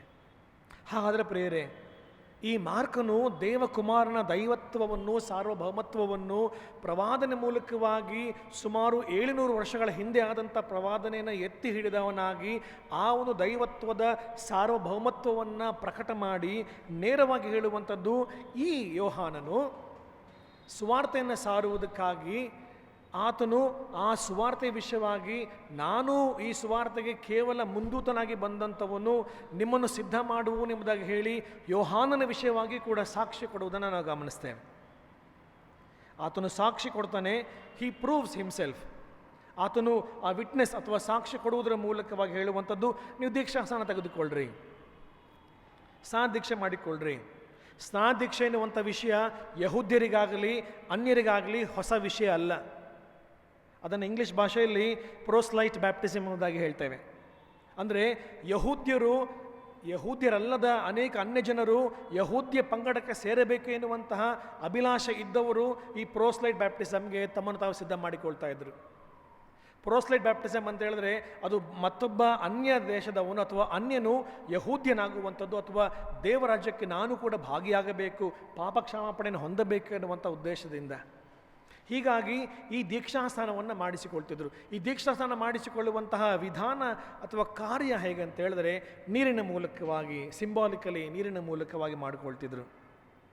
ಯೇಸು ಸ್ವಾಮಿಯ ವಿಚಾರವಾಗಿ ದೇವಕುಮಾರನು ಈ ನೀರಿನಿಂದ ಮಾಡಿಸುವನಲ್ಲ, ಬದಲಾಗಿ ನಿಮಗೆ ಪವಿತ್ರಾತ್ಮನ ಸ್ನಾನ ಮಾಡಿಸುವನು ಎನ್ನುವಂಥದ್ದನ್ನು ಇಲ್ಲಿ ಮಾರ್ಕನು ಯೋಹಾನನ ಮೂಲಕವಾಗಿ ಹೇಳುವುದನ್ನು ನಾವು ಗಮನಿಸ್ತೇವೆ. ಹಾಗಾದರೆ ಇಲ್ಲಿ ನಾವು ಅರಿತುಕೊಳ್ಳುವಂತಹ 3 ಸಂಗತಿಗಳನ್ನು ನಾವು ಸಂಕ್ಷಿಪ್ತವಾಗಿ ಆಲೋಚನೆ ಮಾಡುವ. 3 ರೀತಿಯಲ್ಲಿ ತಿಳಿದುಕೊಳ್ಳುವಂಥದ್ದು. It's ABC of mark. ದೇವಕುಮಾರನ ಆ ಒಂದು ವಿಷಯವಾದಂತಹ ಪವಿತ್ರಾತ್ಮನ ಸ್ನಾನ ಎನ್ನುವಂಥದ್ದು ಹೇಗೆ, ಅದನ್ನು ನಾವು ಹೇಗೆ ಗ್ರಹಿಸಿಕೊಳ್ತೇವೆ ಎಂಬುದಾಗಿ ಆಲೋಚನೆ ಮಾಡುವುದಾದರೆ, ಮೊದಲದಾಗಿ ನಾವು ಗಮನಿಸುವಂಥದ್ದು ಪವಿತ್ರಾತ್ಮನ ಸ್ನಾನದ ಅರ್ಥ ಹಾಗೂ ದೇವಕುಮಾರನು ಎಂಬುದಾಗಿ ಮಾರ್ಕನು ಹೇಳುವಂತಹ ಅರ್ಥವನ್ನು ನಾವು ಗ್ರಹಿಸಿಕೊಳ್ಳುವುದಾದರೆ, ದೇವಕುಮಾರನಿಗೆ ಇದ್ದಂತಹ ಅಧಿಕಾರ, ಅದು ಅಧಿಕಾರ, ದೇವರಿಂದ ಬಂದಂಥ ಅಧಿಕಾರ. ಪವಿತ್ರಾತ್ಮನ ಸ್ನಾನ ಅದು ದೇವರ ಅಧಿಕಾರ. ಸೊ ಮೊದಲನೇದಾಗಿ it is authority of god. ಪವಿತ್ರಾತ್ಮನ ಸ್ನಾನ ಅದು ಅಥಾರಿಟಿ ಆಫ್ ಗಾಡ್. ದೇವಕುಮಾರನಿಗೆ ಅಥಾರಿಟಿ. ಯಾರಿಗೂ ಸಹ ಅಥಾರಿಟಿ ಇಲ್ಲ, ಯಾರಿಗೂ ಸಹ ಅಧಿಕಾರ ಇಲ್ಲ. ಈ ವಿಶಿಷ್ಟವಾದಂತಹ ಅಥವಾ ಸ್ಪೆಷಲ್ ಅಧಿಕಾರ ದೇವರು ಕ್ರಿಸ್ತನಿಗೆ ಮಾತ್ರ ಕೊಟ್ಟಿದ್ದನು. ಮನುಷ್ಯರಿಗೆ ದೀಕ್ಷಾಸ್ನಾನ ಮಾಡುವಂಥ ಅಧಿಕಾರ ಇದೆ, ನೀರಿನಿಂದ ಮಾತ್ರ. ಆದರೆ ದೇವರಾತ್ಮನಿಂದ, ಪವಿತ್ರಾತ್ಮನಿಂದ ಸ್ನಾನ ಮಾಡಿಸುವಂಥ ಅಧಿಕಾರ ಕೇವಲ ದೇವಕುಮಾರನಿಗೆ ಮಾತ್ರ. ನಾವು ಯೋಹಾನನ ಸುವಾರ್ತೆಯಲ್ಲಿ ನೋಡ್ತೇವೆ ಪ್ರಿಯರೇ. ಯೋಹಾನ ಸುವಾರ್ತೆ ಯೇಸು ಸ್ವಾಮಿ ಹೇಳುವಂಥ ಮಾತುಗಳನ್ನು ನಾವು ಅನೇಕ ಸಾರಿ ಓದಿದ್ದೇವೆ. 16ನೇ ಅಧ್ಯಾಯದಲ್ಲಿ, ನಾನು ಹೋದ ಮೇಲೆ ಮತ್ತೊಬ್ಬ ಸಹಾಯಕ ನಿಮಗೆ ಕಳಿಸಿಕೊಡ್ತೇನೆ, ಆ ಸಹಾಯಕನು ಯಾರಂದರೆ ಸತ್ಯದ ಆತ್ಮನೇ ಎಂಬುದಾಗಿ. ಹಾಗಾದರೆ ನಾವು ಮನುಷ್ಯರಾಗಿ ನಾವು ಮಾಡುವಂತಹ ಸ್ನಾನ ದೀಕ್ಷೆ ಕೇವಲ ನೀರಿನಿಂದ, ಆದರೆ ಆ ಅಥಾರಿಟಿ, ಆ ಅಧಿಕಾರ ಬರುವಂಥದ್ದು ದೇವಕುಮಾರನ ಮೂಲಕವಾಗಿ. ಪವಿತ್ರಾತ್ಮನ ಸ್ನಾನ ದೇವಕುಮಾರನ ಮೂಲಕವಾಗಿ, ಆ ಅಧಿಕಾರ ದೇವಕುಮಾರನ ಮೂಲಕವಾಗಿ. ನೀವು ಮಾರ್ಕನ ಸುವಾರ್ತೆಯ ಒಂದೊಂದು ಅಧ್ಯಾಯದಲ್ಲಿ ಬರುವಂಥ ವಚನಗಳನ್ನು ಕೂಲಂಕುಷವಾಗಿ ಓದುವುದಾದರೆ ಅಲ್ಲಿ ಇಂಗ್ಲೀಷ್ ಭಾಷೆಯಲ್ಲಾಗಲಿ ಕನ್ನಡ ಭಾಷೆಯಲ್ಲಾಗಲಿ ಬೇರೆ ಯಾವುದೇ ಭಾಷೆಯಲ್ಲಿ ಓದುವಾಗ ಗೊತ್ತಾಗ್ತದೆ, ಅಲ್ಲಿ ದೇವಕುಮಾರನ ಆ ಒಂದು ಅಧಿಕಾರವನ್ನು ಮಾರ್ಕನು ಎತ್ತಿ ತಿಳಿಸ್ತಾನೆ. ನೀವು ಒಂದು ವೇಳೆ ಒಂದು ಗುಣಪಡಿಸುವಂತಹ ದೃಷ್ಟಾಂತಗಳನ್ನಾಗಲಿ, ಅಥವಾ ಒಂದು ವೇಳೆ ಸಾಮ್ಯಗಳನ್ನಾಗಲಿ, ಅಥವಾ ಅಲ್ಲಿ ಕಥೆಗಳನ್ನಾಗಲಿ, ಅಥವಾ ದೃಷ್ಟಾಂತಗಳಲ್ಲಿ ಅದ್ಭುತ ಕಾರ್ಯಗಳನ್ನಾಗಲಿ, ಅಥವಾ ಯೇಸು ಸ್ವಾಮಿ ತನ್ನ ಶಿಷ್ಯರೊಂದಿಗೆ ಮಾತಾಡುವಂಥ ಸಂದರ್ಭಗಳೇ ಆಗಲಿ, ಯಾವುದೇ ಸಂದರ್ಭ ಗಮನಿಸುವಾಗ ಯೇಸು ಸ್ವಾಮಿಯನ್ನು ಹೇಗೆ ಆತನು ಪ್ರಬೋಧಿಸ್ತಾನೆ, ಯೇಸು ಸ್ವಾಮಿಯನ್ನು ಹೇಗೆ ಆತ ಪ್ರಕಟ ಮಾಡ್ತಾನೆ ಅಂದರೆ ದೇವಕುಮಾರನು ಮಾತ್ರ ಎಂಬುದಾಗಿ ಹೇಳ್ತಾನೆ, ಬೇರೆ ಏನು ಕೂಡ ಹೇಳೋದಿಲ್ಲ. He never say son of man, ಆದರೆ ಹೇಳುವಂಥದ್ದು ಸನ್ ಆಫ್ ಗಾಡ್ ಎಂಬುದಾಗಿ.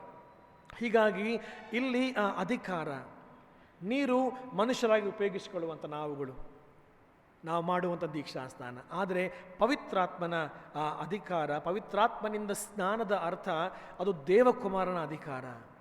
ಹೀಗಾಗಿ ಆ ಅಥಾರಿಟಿ ಕೇವಲ ದೇವಕುಮಾರನಿಗೆ ಮಾತ್ರ. ಎರಡನೇದಾಗಿ ನಾವು ಗಮನಿಸ್ತೇವೆ, ಮೊದಲನೇದು ಅಥಾರಿಟಿ, ಎರಡನೇದು ಇಟ್ಸ್ ಅ ಬ್ಲೆಸ್ಸಿಂಗ್ಸ್. ಆಶೀರ್ವಾದ ಎನ್ನುವಂಥದ್ದು ಕೂಡ ಅದು ದೇವಕುಮಾರನ ಮೂಲಕವಾಗಿ ಮತ್ತು ಪವಿತ್ರಾತ್ಮನ ಸ್ನಾನದ ಮೂಲಕವಾಗಿ. ಪವಿತ್ರಾತ್ಮನ ಸ್ನಾನದ ಮೂಲಕವಾಗಿ ಆಶೀರ್ವಾದ, ದೇವಕುಮಾರನ ಮೂಲಕವಾಗಿ ಆಶೀರ್ವಾದ.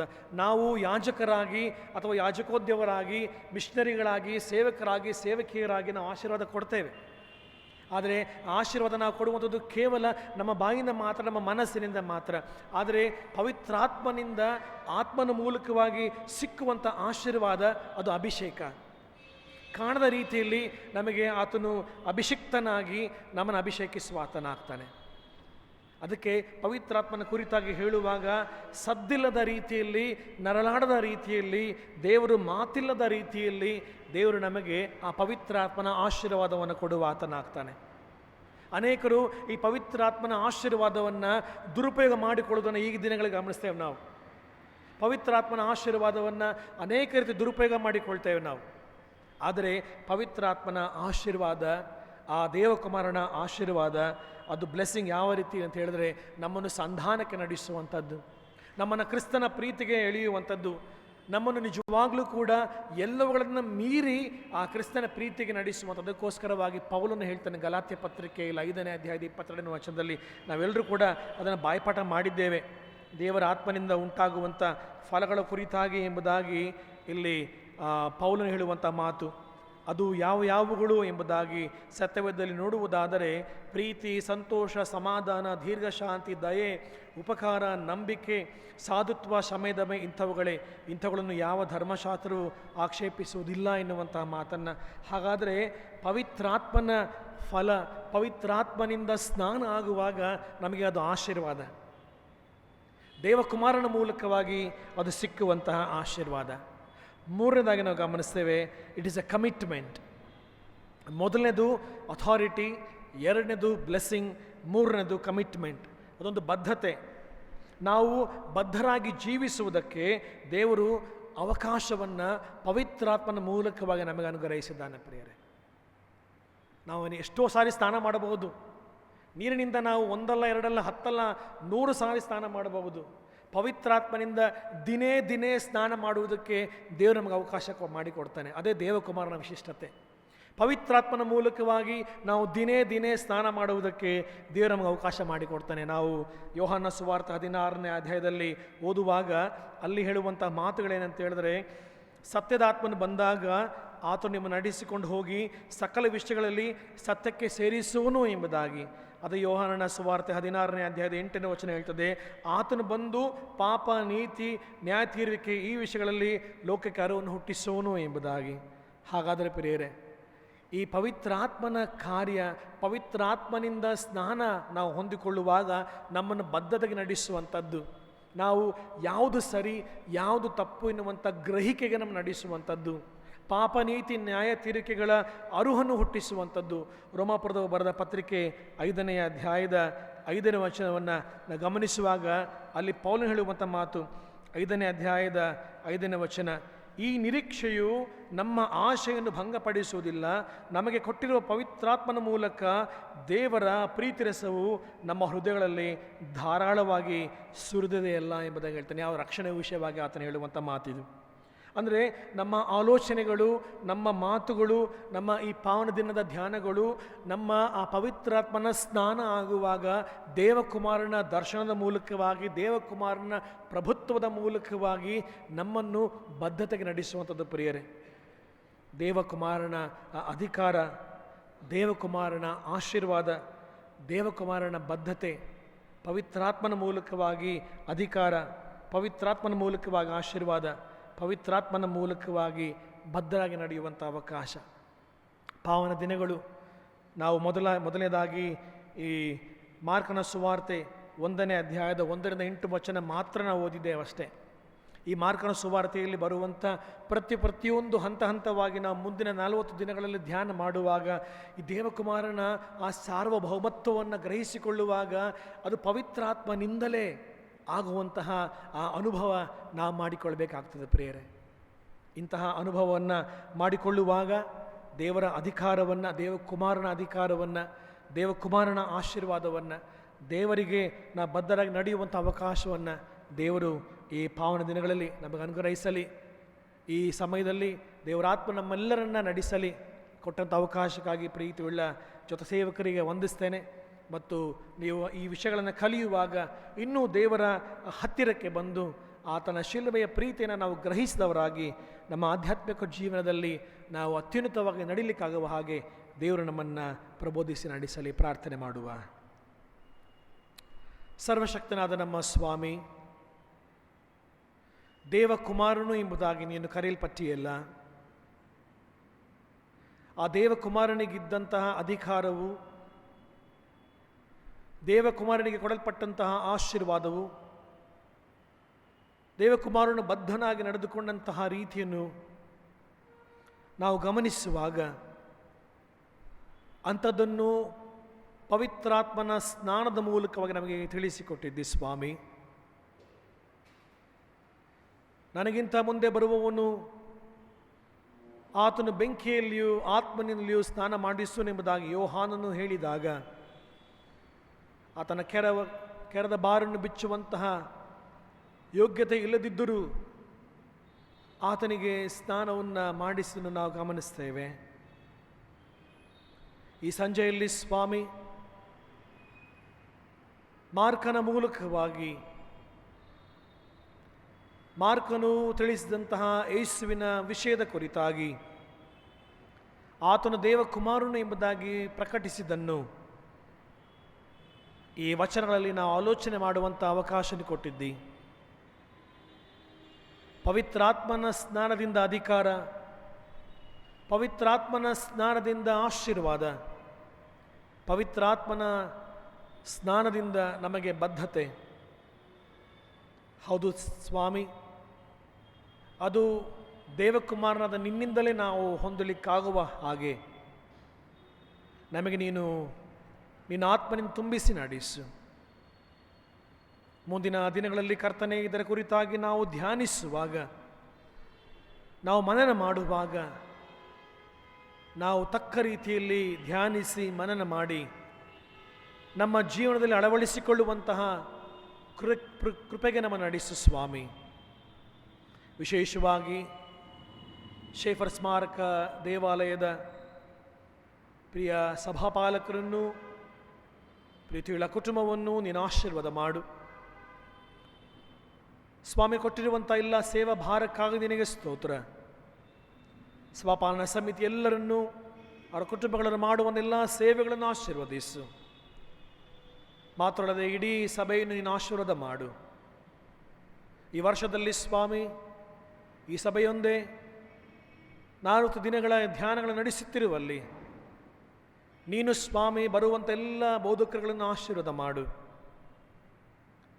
ಮತ್ತು ಇಲ್ಲಿ ಬೋಧಿಸುವಂತಹ ನಿನ್ನ ವಾಕ್ಯಗಳು ಅದು 30ರಷ್ಟು 60ರಷ್ಟು 100ರಷ್ಟು ಫಲ ಕೊಡಲಿಕ್ಕಾಗುವ ಹಾಗೆ ನಿನ್ನ ಆತ್ಮನ ಮೂಲಕವಾಗಿ ನಡೆಸಿ ಸಭೆಯನ್ನು ಉಜ್ಜೀವಿಸು ಎಂಬುದಾಗಿ ಪ್ರಾರ್ಥಿಸಿ ನಿನ್ನ ಕೈಗೆ ಈ ಧ್ಯಾನ ಸಭೆಗಳು ಒಪ್ಪಿಸಿಕೊಡುತ್ತೇವೆ.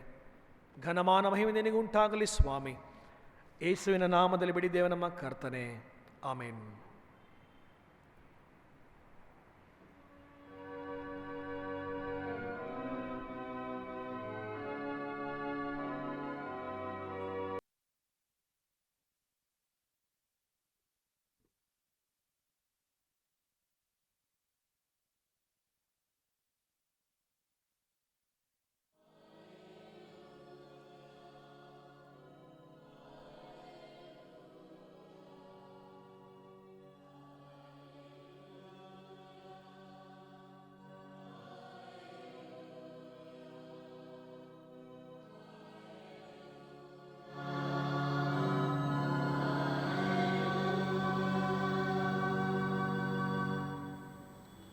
ಈ ಸಂಜೆಯ ಸಮಯದಲ್ಲಿ ನಮಗೆ ಪವಿತ್ರಾತ್ಮನ ಸ್ಥಾನ ಮತ್ತು ಪವಿತ್ರಾತ್ಮನ ಅಧಿಕಾರ ಮತ್ತು ಆಶೀರ್ವಾದ ಮತ್ತು ಬದ್ಧತೆಯ ಕುರಿತಾಗಿ ಮಾರ್ಕನ ಸುವಾರ್ತೆಯ ಈ ಒಂದು ವಿಶೇಷವಾದಂತಹ ದೇವರ ವಾಕ್ಯ ಸಂದೇಶ ಕೊಟ್ಟಂಥ ಸುಜಿತ್ ಅಯ್ಯನವರಿಗೆ ನಾನು ವಂದನೆ ಹೇಳ್ತೇನೆ. ಇನ್ನು ಮತ್ತೊಂದು ಸಂತೋಷವಾದ ಸಂಗತಿಯನ್ನು ನಿಮ್ಮ ಮುಂದೆ ನಾನು ಪ್ರಕಟಿಸಲು ಅವರ ಅನುಮತಿಯನ್ನು ಪಡ್ಕೊಂಡಿದ್ದೇನೆ. ಅವರು ಈ ವರ್ಷ ಏಪ್ರಿಲ್ ತಿಂಗಳಿನಲ್ಲಿ ಅವರು ವಿದೇಶ ಪ್ರಯಾಣಕ್ಕೆ ಅವರ ಪತ್ನಿ ಸಹ ಅವರು ಇಂಗ್ಲೆಂಡಿಗೆ 5 ವರ್ಷಗಳ ಕಾಲ ಅವರು ಅಲ್ಲಿ ಪ್ರಯಾಣ ಬೆಳೆಸ್ತಾರೆ. ಹಾಗಾಗಿ ಅವರು ಅಲ್ಲಿ ತಮ್ಮ ಸೇವೆಯನ್ನು ಮುಂದಿನ ದಿವಸದಲ್ಲಿ ಮಾಡ್ತಾರೆ. ನಾನು ಅವರೊಟ್ಟಿಗೆ 2013ನೇ ವರ್ಷದಿಂದಲೂ ನಾನು ಅವರೊಟ್ಟಿಗೆ ಕೆಲಸ ಮಾಡಿದ್ದೇನೆ. ಅವರು ನನಗೆ ಇನ್ಚಾರ್ಜ್ ಆಗಿದ್ದರು. ನಾನು ಚನ್ನಪಟ್ಟಣದಲ್ಲಿರುವಾಗ ಅವರು ನನಗೆ ಇನ್ಚಾರ್ಜ್ ಆಗಿ ಉತ್ತಮವಾದಂಥ ರೀತಿಯ ಗೈಡನ್ನು ಸಹ ನನಗೆ ಮಾಡಿದ್ದಾರೆ.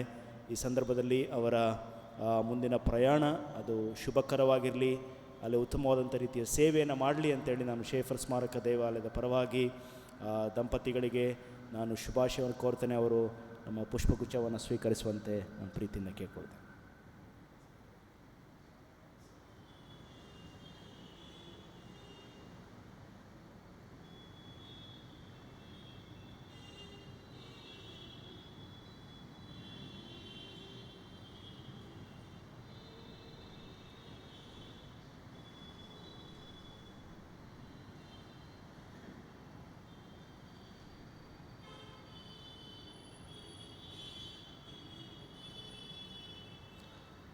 ನಾವು ಕೊನೆಯದಾಗಿ ಹಾಡುವ ಸಂಗೀತದಲ್ಲಿ 295ನೆಯ ಸಂಗೀತವನ್ನು ಹಾಡೋಣ. 295ನೆಯ ಸಂಗೀತ. ಯೇಸು ಸ್ವಾಮಿ ನಿನಗಾಗಿ ತನ್ನ ಪ್ರಾಣ ಕೊಟ್ಟನು.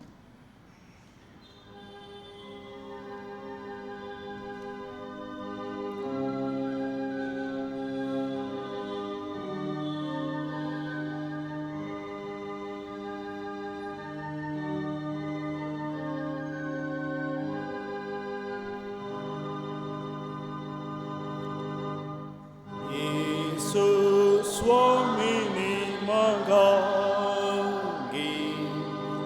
ತನ್ನ ಪ್ರಾಣ ಕೊಟ್ಟನು. ನಿಮ್ಮ ಪಾಪ ಕ್ಷಮೆಗಾಗಿ ಕೊಂದು ತಾನೆ ನಿಮ್ಮನು ನಂಬಿರಿ ಈಗಲೇ ನಂಬಿಬಾಗಿ ಈ ಹೊತ್ತೆ ಈಗಲೇ ಬಂದರೆ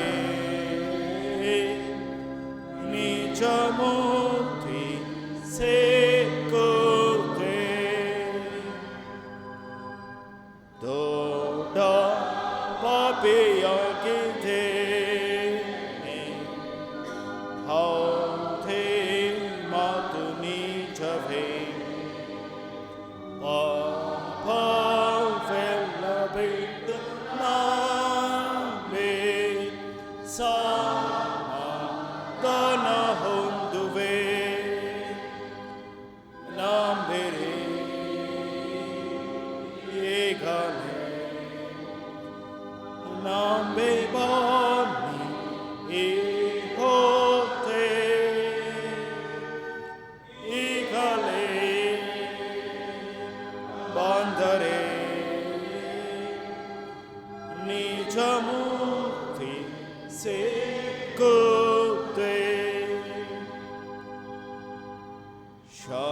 ಶಾಂತಿನ ಪಾಪದಲ್ಲಿ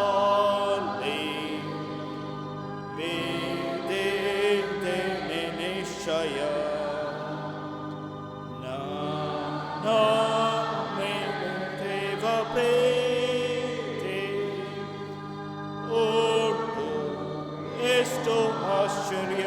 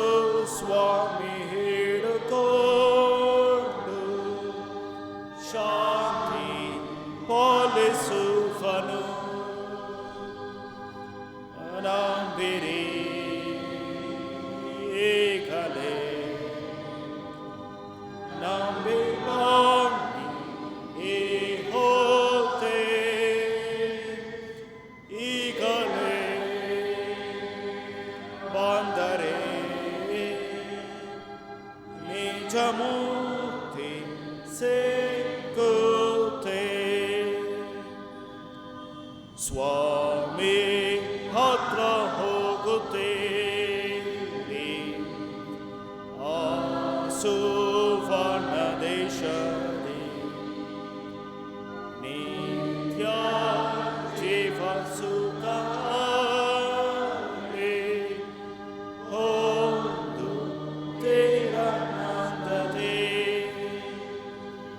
ನಂಬಿರಿ ಈಗಲೇ, ನಂಬಿವ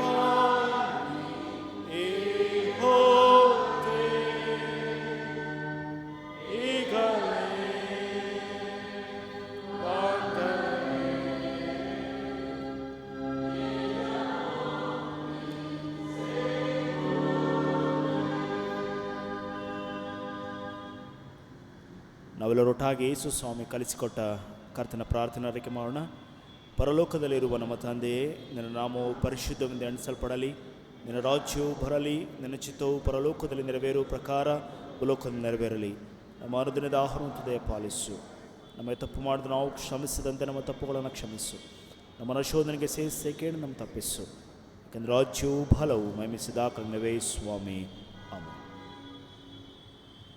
ವಿಶ್ವಾಸದಿಂದ ದೇವರ ಆಶೀರ್ವಾದ ಹೊಂದಿಕೊಳ್ಳೋಣ. ಸಮಾಧಾನದ ಲೋಕದೊಳಕ್ಕೆ ಹೋಗೋಣ. ದೇವಕುಮಾರನ ಅಧಿಕಾರವನ್ನು, ದೇವಕುಮಾರನ ಆಶೀರ್ವಾದಗಳನ್ನು, ದೇವಕುಮಾರನ ಬದ್ಧತೆಯನ್ನು ಅನುಭವಿಸಿ ಪವಿತ್ರಾತ್ಮನ ಆಶೀರ್ವಾದದಿಂದ ಮುಂದೆ ಸಾಗೋಣ. ತಂದೆ, ಕುಮಾರ, ಪರಿಶುದ್ಧಾತ್ಮನಾಗಿರುವ ತ್ರಯಕದರ ಆಶೀರ್ವಾದವು ನಮ್ಮೆಲ್ಲರ ಸಂಗಡ, ಸರ್ವ ಸಭೆಯ ಸಂಗಡ ಈಗಲೂ ಯಾವಾಗಲೂ ನೆಲೆಸಿರಲಿ ಸ್ವಾಮಿ.